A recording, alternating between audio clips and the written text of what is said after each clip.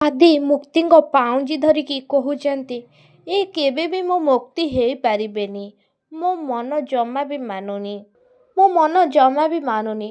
ଆଉ ଯଦି ସେ ମୋ ମୁକ୍ତି ହେଇଥାନ୍ତେ ତାହେଲେ ସେ କେବେ ବି ସେ ଷ୍ଟାଚୁ ଭାଙ୍ଗି ନଥାନ୍ତେ। ଆଉ ମୋତେ ସେ କେବେ ବି କଷ୍ଟ ଦେଇନଥାନ୍ତେ, କେବେ ବି ନୁହଁ। ସେ ଅମ୍ବିକା ମୁକ୍ତିଙ୍କ ଷ୍ଟାଚୁ ଭାଙ୍ଗିକି ଅନାଥାଶ୍ରମ କରିବେ। ତାଙ୍କ ମାଙ୍କର ଷ୍ଟାଚୁ ମାନେ ଗାୟତ୍ରୀ ଦେବୀଙ୍କ ଷ୍ଟାଚୁ ଛିଡ଼ା କରିବେ।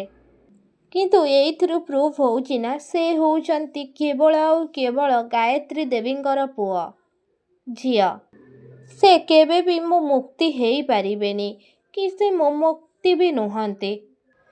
ସେଇ ଟାଇମ୍ରେ ଆଦି ଯେତେବେଳେ ମନ ଦୁଃଖ କରିକି ମୁକ୍ତିଙ୍କ କଥା ଭାବୁଛନ୍ତି, ସେଇ ଟାଇମ୍ରେ ନତାଶା ତାଙ୍କ ପାଖରେ ଆସିକି ପହଞ୍ଚୁଛନ୍ତି।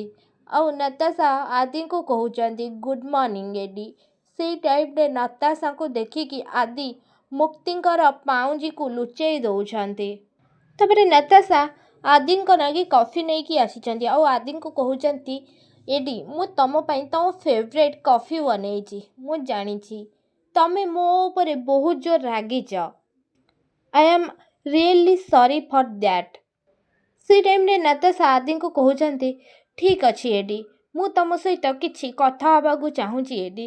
ସେଇ ଟାଇମ୍ରେ ଆଦି ଅମ୍ବିକାଙ୍କ ଶତ୍ରୁ ନତାଶାକୁ କହୁଛନ୍ତି ଠିକ୍ ଅଛି ଆମେ ପରେ କଥା ହେବା। ଏବେ ମୋତେ ଟିକେ ଏକା ଛାଡ଼ିଦିଅ ପ୍ଲିଜ୍।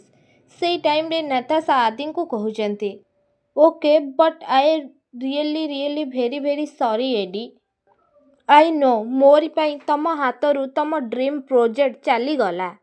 ସେ ତମ ପ୍ରୋଜେକ୍ଟ ପରିବର୍ତ୍ତନକୁ ଛଡ଼େଇ ନେଇଛି। ବଟ୍ ଆଇ ଆମ୍ ପ୍ରମିସ୍, ମୁଁ ତମକୁ ପ୍ରମିସ୍ କରୁଛି ଏଡି, ମୁଁ ତମକୁ ତମ ଡ୍ରିମ୍ ପ୍ରୋଜେକ୍ଟ ଫେରେଇ ଦେବି।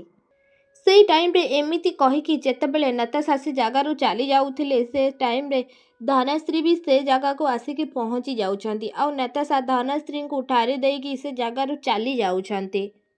ସେଇ ଟାଇମ୍ରେ ଧନଶ୍ରୀ ଆସିକି ଆଦିଙ୍କୁ କହୁଛନ୍ତି ଆଦି ନତାଶା କହୁଥିଲା କିଛି ବି କରିକି କେମିତି କ'ଣ ବି କରିକି ତତେ ତୋ ପ୍ରୋଜେକ୍ଟ ସେ ଦେଇକି ହିଁ ରହିବ। ସେଇ ଟାଇମ୍ରେ ଆଦି କହୁଛନ୍ତି ନାଇଁ ନା ଏ ଫାଇଟ୍ ମୋର ଆଉ ଅମ୍ବିକା ଚୌଧୁରୀ ଭିତରେ ଚାଲିଛି। ଟଙ୍କାର ପାୱାର ଦେଖେଇକି ମୋଠୁ ମୋ ପ୍ରୋଜେକ୍ଟକୁ ଛଡ଼େଇ ନେଲେ ନା।